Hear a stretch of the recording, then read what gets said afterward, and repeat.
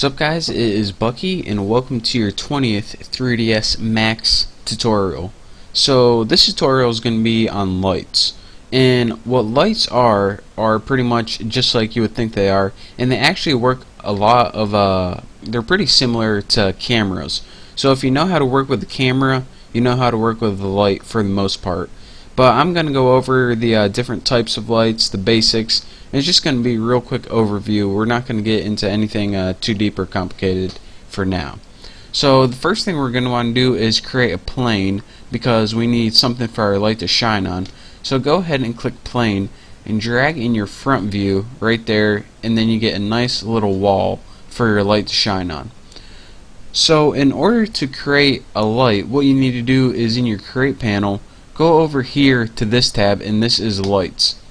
And the first thing that you're going to see is you have a couple of different options. First, from this drop down list, you have photometric and standard.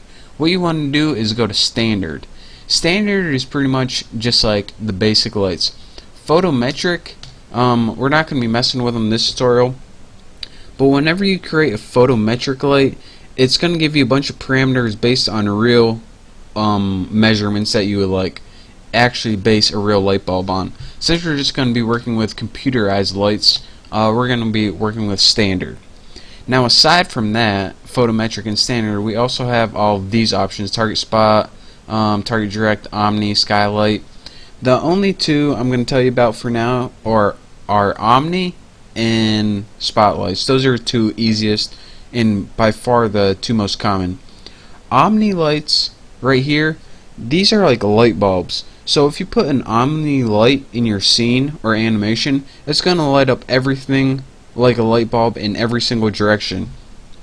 If you make a spotlight, what we're going to be doing in this tutorial, it only lights a certain part of your image or animation, object, whatever you want to call it. So if we want to only shine light on a certain object, we need a spotlight. So again, omni is like a light bulb, spot is just like a spotlight, like you would see. I don't know when they use spotlights anymore. Talent shows, high school talent shows maybe? I don't know, but we're about to find out. So go ahead and click on target spot, and in order to create one, go to your top view, and your plane is right here. Just click and drag somewhere right here. Now as you can see already that we have a little light on our screen right here, and this pretty much resembles a camera like we did before. We have our main light source right here, which is a spotlight, and our target is a square box, and we can move either of these around using the basic selection tools. So we can move this main camera around, we can also move this target around. So put your target somewhere close to the screen, it doesn't really matter where. And now go in your perspective view so we can view all these parameters. So zoom out a little bit. Actually, why not zoom in? Zoom out, zoom in, hey, just zoom somehow.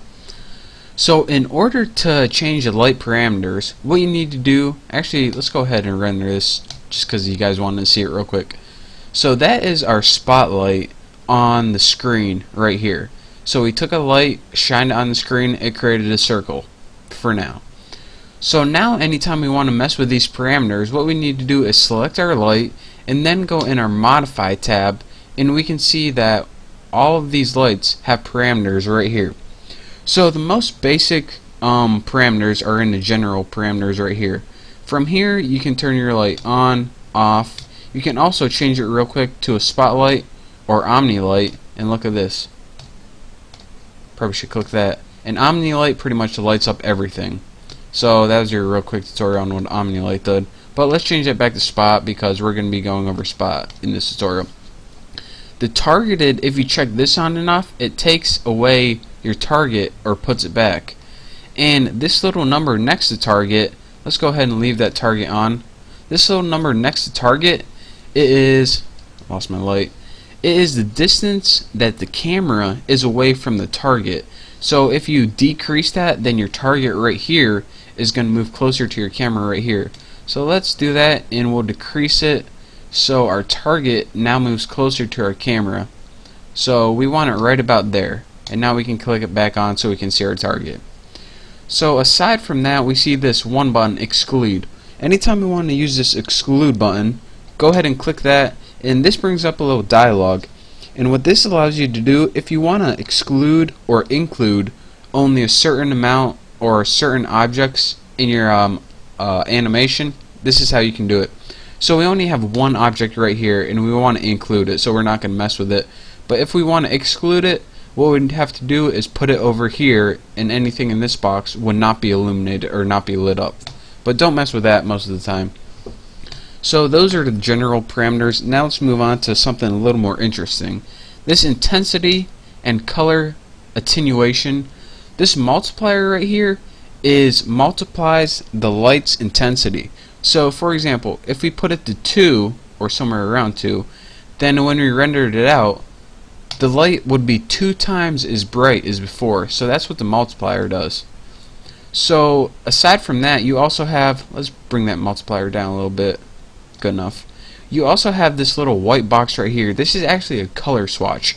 What this does is change the light's color. So if we double click that and we change the light to red or something, dark red, let's lighten that up a little bit. It's a bit too red for my taste. And now we go ahead and render this out. Now our light has changed from, I don't even remember what it was before, yellow or something. Now it's red. So now we got a red light. Now we got a red light. Now we got a red light. And anyways, moving on, aside from my song, what attenuation, I'm not going to mess with it from this tutorial because I hate messing with it, but I'm going to tell you what it is. Attenuation is how light fades over a distance. So if you want to make your light fade over a distance, then mess with attenuation, but you know what, I don't want to, so I'm not going to mess with it.